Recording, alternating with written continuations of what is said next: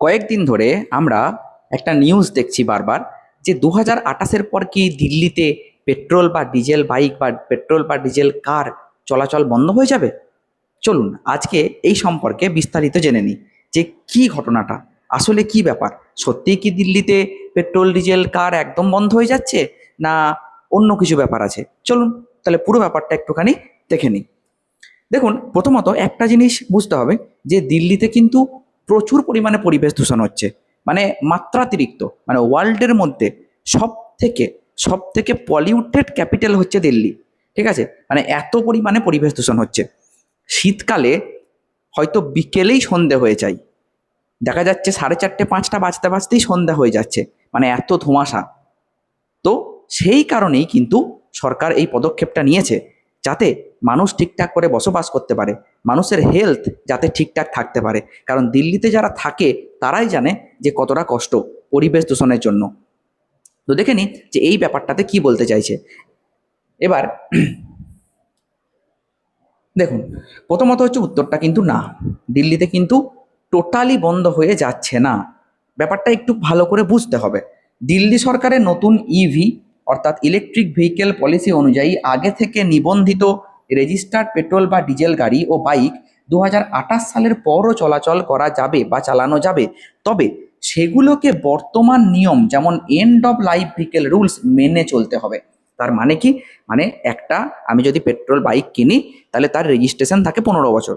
15 বছর পর কিন্তু আবার রেজিস্ট্রেশন করাতে হয়। তো দিল্লি গভর্নমেন্ট বলছে যে দিল্লির ভেতরে যে সমস্ত গাড়িগুলো আজকে কেনা হয়ে গেছে সেইগুলো কিন্তু ম্যাক্স টু ম্যাক্স 15 বছর পর্যন্ত চলবে। মানে তার রেজিস্ট্রেশন যখন শেষ হয়ে যাবে তারপরে কিন্তু আর নতুন করে রেজিস্ট্রেশন করানো যাবে না। তার মানে এটা নয় যে আমি আজকে একটা বাইক কিনলাম, 2028-এর পর বাইকটা আমাকে ফেলে দিতে হবে, তা কিন্তু নয়। ঠিক আছে, এটা একবারেই নয়। আমি যদি আজকে বাইকটা কিনি, আজকে হয়তো কত সাল চলছে, 2026 সাল। ঠিক আছে, তাহলে 2026 সালে দাঁড়িয়ে আমি যদি 1 জুলাই একটা বাইক কিনি, তাহলে 26 আর 5-এ কত, 31, 31 আর 10-এ 41, মানে 2041 পর্যন্ত সেই বাইকটা চলবে। তারপরে তুমি যদি আবার রেজিস্ট্রেশন করাতে যাও তাহলে আর রেজিস্ট্রেশন করানো হবে না, মানে তার লাইফ ওইখানেই শেষ। ওকে, তারপরে তাকে ব্যাটারি ভেহিকেল কিনতে হবে। ঠিক আছে, তো এবার দেখো নেক্সট কি বলা হচ্ছে, যে নতুন ইভি নীতির মূল বিষয় কি। 1 জুলাই 2026 থেকে নতুন ইভি পলিসি কার্যকর হয়েছে। 1 জানুয়ারি 2027 থেকে নতুন 3 চাকার গাড়ির নিবন্ধন শুধুমাত্র ইলেকট্রিক হলে হবে। তার মানে নিবন্ধন মানে হচ্ছে রেজিস্ট্রেশন, 3 চাকার গাড়ি রেজিস্ট্রেশন যদি, মানে ওই যে অটো অটো যেগুলো ছিল, যেগুলো প্যাসেঞ্জার পরিবহন করে, ঠিক আছে, তাহলে সেই অটোগুলো কিসে চলতো, ডিজেলে চলতো বা পেট্রোলে চলতো। তো বলছে যে এই 3 চাকার গাড়ি যদি ইভি হয়, ইলেকট্রিক ভেহিকেল হয়, তবেই রেজিস্ট্রেশন দেওয়া হবে 2027-এর 1 জানুয়ারি থেকে, নইলে হবে না। ঠিক আছে, 1 এপ্রিল 2028 থেকে নতুন পেট্রোল বা ডিজেল মোটরসাইকেল ও স্কুটারের নিবন্ধন আর হবে না। অর্থাৎ 1 এপ্রিল 2028-এর পর দিল্লিতে শুধু ইলেকট্রিক টু হুইলারের নতুন রেজিস্ট্রেশন হবে, ডিজেল বা পেট্রোল টু হুইলারের নতুন রেজিস্ট্রেশন হবে না 2028 সাল থেকে। তার মানে সোজা কথা বলতে গেলে 2028 সাল থেকে পেট্রোল বা ডিজেলের গাড়ি আর বিক্রি হবে না দিল্লিতে। ঠিক আছে, নেক্সট এবার দেখো, আগে থেকে থাকা পেট্রোল বাইকের কি হবে। যদি আপনার পেট্রোল বাইক 2028 সালের আগে রেজিস্টার করা থাকে তাহলে সেটি চালাতে পারবেন, তবে দিল্লির পুরনো এন্ড অফ লাইফ ভেহিকেল নিয়ম প্রযোজ্য থাকবে। তার মানে কি, মানে পেট্রোল গাড়ি 15 বছরের বেশি হলে নিষিদ্ধ বা স্ক্র্যাপের আওতায় আসবে, আর ডিজেল গাড়ি যদি 10 বছরের বেশি হয় তাহলে নিষিদ্ধ বা স্ক্র্যাপের আওতায় আসবে। তার মানে তারপরে আর আপনি রেজিস্ট্রেশন করাতে পারবেন না। সরকার এই নীতি কেন আনছে? দিল্লিতে বায়ু দূষণ কমানো এবং বৈদ্যুতিক যানবাহনের ব্যবহার বাড়ানোর জন্য এই সিদ্ধান্ত নেওয়া হয়েছে। মানে মেনলি এই বায়ু দূষণ কমানোর জন্য, এইটাই হচ্ছে মেন রিজন। বুঝতে পেরেছো? ইভি কেনার সুবিধা কি?